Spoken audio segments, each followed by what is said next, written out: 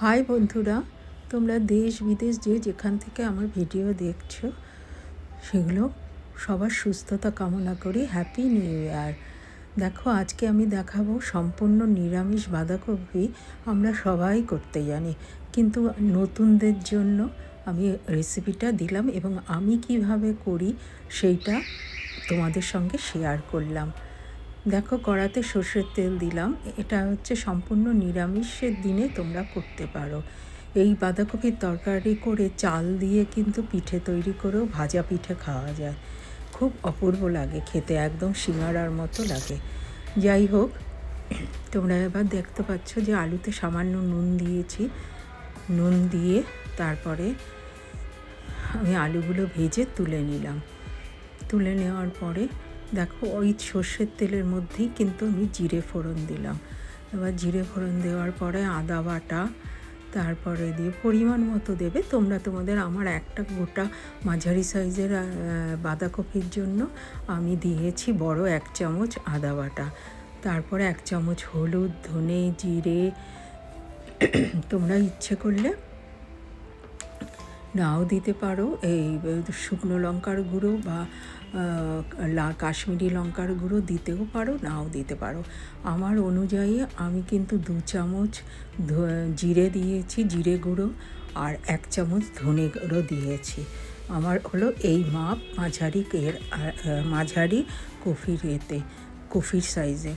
আচ্ছা, এবার একটু সামান্য নুন চিনি দিয়ে দিলাম যাতে টমেটোটা গলে যায়।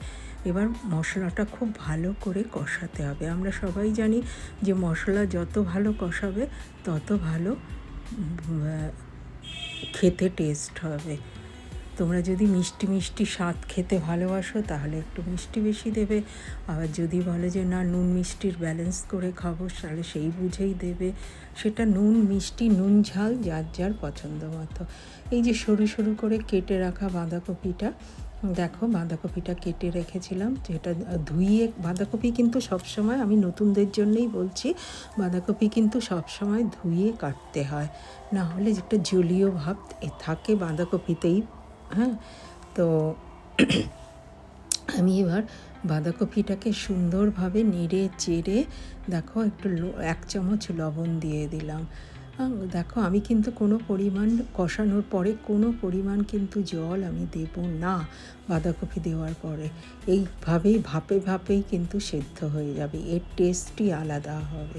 নতুন বাঁধাকপি, নতুন আলু, কড়াইশুঁটি খেতে দুর্দান্ত লাগে। টমেটো দিয়ে সব কিছুই নতুন ওঠে, তো শীতকালে কড়াইশুঁটি দিলাম, দিয়ে দারুণ লাগে খেতে। কিন্তু খিচুড়ি, লুচি, পরোটা, মুড়ি, ভাত সবের সঙ্গেই কিন্তু এই বাঁধাকপির তরকারি অমৃত। দেখো বাঁধাকপিটা কতটা কমে এসছে, ভাপেই সেদ্ধ হবে। আমি কিন্তু একটা ফোঁটাও জল দেব না। ওই যে নুনের ভাপে যেটা হয়েছে, আর তোমার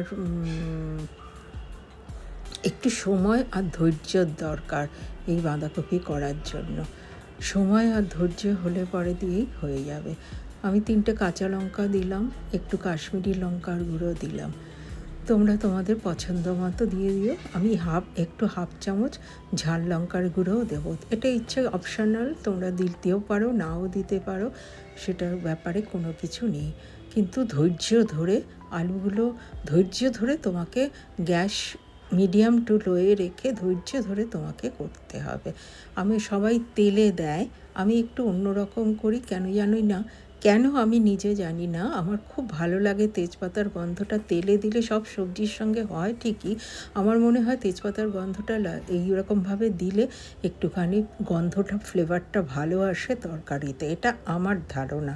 আমার মাদেরও দেখতাম এরমভাবেই দিত, তেলে দিত না। যাই হোক, এবার আরেকটু নুনের প্রয়োজন। আমি দেখেছিলাম নুন, একটু চিনি, আমি নুন চিনির ব্যালেন্সে খাবো, যার জন্য নুন চিনি সমান সমান করে দিয়ে দিলাম। এবার দেখো, তেজপাতা দিলাম, নুন চিনি সঙ্গে একটুও জল দেবো না।